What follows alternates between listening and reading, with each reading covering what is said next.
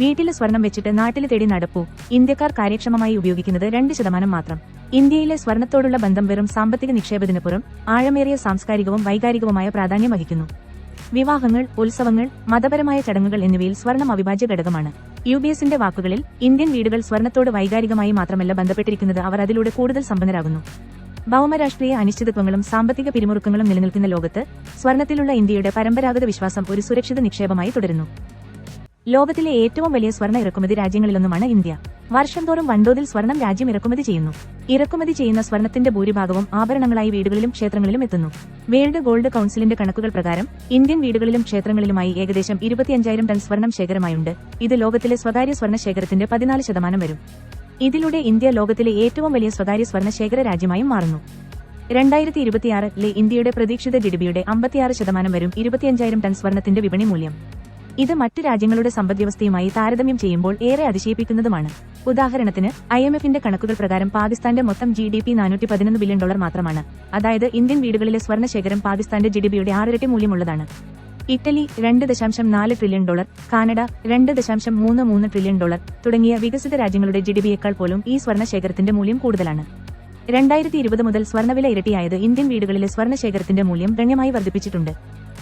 ഇന്ത്യയിലെ വൻ സ്വർണ്ണ ശേഖരമുണ്ടായിരുന്നിട്ടും ഈ സമ്പത്ത് സാമ്പത്തികമായി മുതലാക്കുന്നതിനുള്ള ശ്രമങ്ങൾ പരിമിതമാണ് എന്നതാണ് ശ്രദ്ധേയം. വീടുകളിലെ സ്വർണത്തിന്റെ 2%-ൽ താഴെ മാത്രമാണ് വായ്പകൾക്ക് ജാമ്യമായി ഉപയോഗിക്കുന്നത്. ബജാജ് ഫിനാൻസ്, ശ്രീറാം ഫിനാൻസ്, ചോള തുടങ്ങിയ ധനകാര്യ സ്ഥാപനങ്ങൾ സ്വർണ്ണ പിന്തുണയുള്ള വായ്പകൾ പ്രോത്സാഹിപ്പിക്കുന്നുണ്ടെങ്കിലും ആഭരണങ്ങളോടുള്ള വൈകാരിക ബന്ധവും സാംസ്കാരിക മൂല്യങ്ങളും ഇത്തരം പദ്ധതികളുടെ വിജയത്തെ പരിമിതപ്പെടുത്തുന്നു. Gold monetisation scheme, GMS, sovereign gold ബോണ്ടുകൾ, SGBS എന്നിവയിലേക്കുള്ള നിക്ഷേപം പ്രതീക്ഷിച്ച തോതിൽ വർദ്ധിച്ചിട്ടില്ല. ഉയർന്ന സ്വർണ്ണവിലയും സർക്കാരിന്റെ വർദ്ധിച്ച ബാധ്യതകളും കാരണം സോവറിൻ ഗോൾഡ് ബോണ്ടുകൾ നിർത്തലാക്കുകയും ചെയ്തു. 2026-ഓടെ വ്യാപാര പിരിമുറുക്കങ്ങൾ, പണപ്പെരുപ്പം, ഭൗമരാഷ്ട്രീയ അനിശ്ചിതത്വങ്ങൾ എന്നിവ കാരണം സ്വർണ്ണവില ഔൺസിന് $3,500 UBS പ്രവചിക്കുന്നു. 2025-ൽ സ്വർണ്ണവില റെക്കോർഡ് ഉയരങ്ങളിലെത്തിയെങ്കിലും ഇന്ത്യയിൽ 782 ടൺ സ്വർണത്തിന് ഡിമാൻഡ് നിലനിന്നു.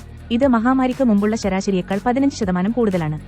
2024-ന്റെ പകുതിയിൽ കസ്റ്റംസ് ഡ്യൂട്ടി 15%-ൽ നിന്ന് 6%-ലേക്ക് കുറച്ചത് സ്വർണ്ണക്കട്ടികളിലും നാണയങ്ങളിലുമുള്ള നിക്ഷേപം 25% വർദ്ധിപ്പിച്ചു. എന്നിരുന്നാലും 2026-ൽ ഡിമാൻഡ് 725 ടണ്ണിലേക്ക് കുറയുമെന്നും 2027-ഓടെ 800 ടണ്ണായി വീണ്ടെടുക്കുമെന്നും UBS പ്രവചിക്കുന്നു. ഉയർന്ന വിലകൾ കാരണം 2026-ൽ ഇന്ത്യയുടെ സ്വർണ്ണ ഇറക്കുമതി 55 മുതൽ 60 വരെ ബില്യൺ ഡോളറിന്റെ ജിഡിപിയുടെ 1.2% മൂല്യത്തിൽ തുടരും. 2026-നപ്പുറവും സ്വർണത്തിന്റെ ഡിമാൻഡും വിലയും ഇന്ത്യയുടെ സമ്പദ്വ്യവസ്ഥയിൽ നിർണായക പങ്ക് വഹിക്കും. വില വർധനവ് തുടർന്നാൽ ഇന്ത്യൻ വീടുകളിലെ സ്വർണ്ണ ശേഖരത്തിന്റെ മൂല്യം ജിഡിപിയുടെ കൂടുതൽ ശതമാനമായി മാറിയേക്കാം. എന്നാൽ ഈ സമ്പത്ത് ഉൽപാദനക്ഷമമായ സാമ്പത്തിക പ്രവർത്തനങ്ങളിലേക്ക് മാറ്റുന്നതിന് സർക്കാരിന്റെയും ധനകാര്യ സ്ഥാപനങ്ങളുടെയും കൂടുതൽ ഫലപ്രദമായ ഇടപെടലുകൾ ആവശ്യമാണ്. സ്വർണത്തിന്റെ സാമ്പത്തിക സാധ്യതകൾ പൂർണ്ണമായി പ്രയോജനപ്പെടുത്താൻ വൈകാരികവും സാംസ്കാരികവുമായ തടസ്സങ്ങൾ മറികടക്കേണ്ടതുണ്ട്. ഈ വൻ സ്വർണ്ണശേഖരം ഇന്ത്യയുടെ സാമ്പത്തിക ശക്തിയുടെയും സാംസ്കാരിക പൈതൃകത്തിന്റെയും പ്രതീകമാണ്. എന്നാൽ ഈ സമ്പത്തിന്റെ യഥാർത്ഥ മൂല്യം സാമ്പത്തിക വളർച്ചയിലേക്ക് പരിവർത്തനം ചെയ്യാൻ കഴിഞ്ഞാൽ മാത്രമേ ഇന്ത്യയ്ക്ക് അതിന്റെ പൂർണ്ണ സാധ്യതകൾ തിരിച്ചറിയാൻ കഴിയൂ.